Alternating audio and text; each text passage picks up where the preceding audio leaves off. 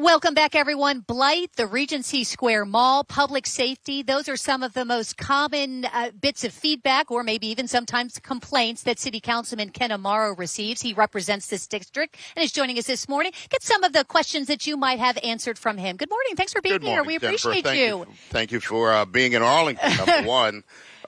And what a beautiful morning it is, isn't it? We picked a great one, didn't we? I thought it was going to be sweltering, but it's absolutely gorgeous. Well, we have a great screen here to kind of keep us, buffered by that hot sun that's coming up on the east. So, Ken, I wanted to talk to you, if I could, Councilman. There are so many people, whether or not they live here in Regency or drive past Regency, who wonder what's going on with the Regency Square Mall. A very legitimate question, because when you know the legacy of the Regency Square Mall and you see it now, you say, oh, my God, what is this eyesore? And it's at a very busy intersection of Monument Road and Atlantic Boulevard. So if you're driving to the beaches, from the beaches, this is what you see. What's going on is it has new property owners. And the property owners, I've met with them, and they're serious about transforming that property.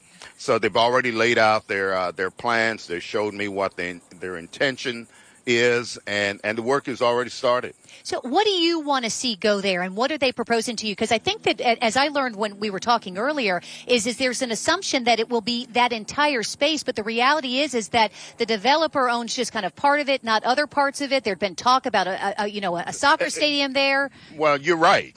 It's a very complicated property, because what used to be the Sears department store has its own owner. The Dillard's Clearance Center has its own owner. The Impact Church property is owned by the church. So basically, we're talking about the pieces that connect those, the Sears and the church, and on the other side, that the new owner has access to. His plan is to demolish, create an environment where I call it work, live, play. So it's going to be a mixed use, in my opinion, of residential, retail, entertainment. Okay. So.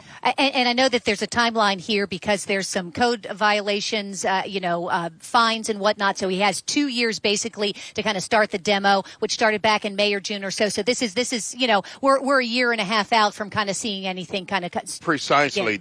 Yeah. The previous owner let the property go into disrepair to where code enforcement was constantly imposing penalties to the tune of almost $2 million. So in order to buy the property, they came to the city and say, can you forgive? Because the previous owner didn't want to pay the penalties. So the new owner say, can you forgive? And it was conditional. Got it. If you start the demolition within 2 years, then we will, if not forgive, reduce significantly the $2 million. I think that part of the discussion also about Regency is some of the frustration that other people have maybe living in this community, and that is that there are some commercial properties that are vacant, but more importantly also, and equally I should say, is people who live next to a home that may be vacant, who call your office and say, what can be done? The grass is high. It's bringing down our property values. How can you help them with that situation? Well, one of the things that I've done actively since I've been there, me and my assistant Joe Johnson, is that whenever we see anything, whenever we hear anything, we bring the municipal code enforcement in. We bring them in. We get the complaints going. They have the big hammer. They come in. They cite or they issue penalties, fines and penalties, and usually that's been enough to get individuals to address what the concerns are. Good. And so is that the best thing for then residents who live that to do? People were reluctant because the anonymity that they enjoy, they no longer do. And I've often said, listen, if you're afraid that you don't want your name in the public information stream, just call us. I'll do it. I don't have a problem with that. Yeah, but be squeaky wheel with that, and also some of the commercial buildings. Call and complain, because then that can help you do it. I want very, very quickly here. Public safety is a big concern. People have concerns about speeding or anything else.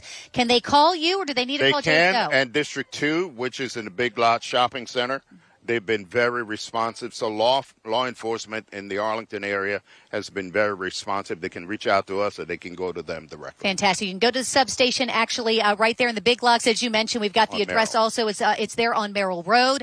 And you can call them as well. They're open Monday through Friday, 8 to 5. You have a problem related to public safety, you can go there in person and talk with someone.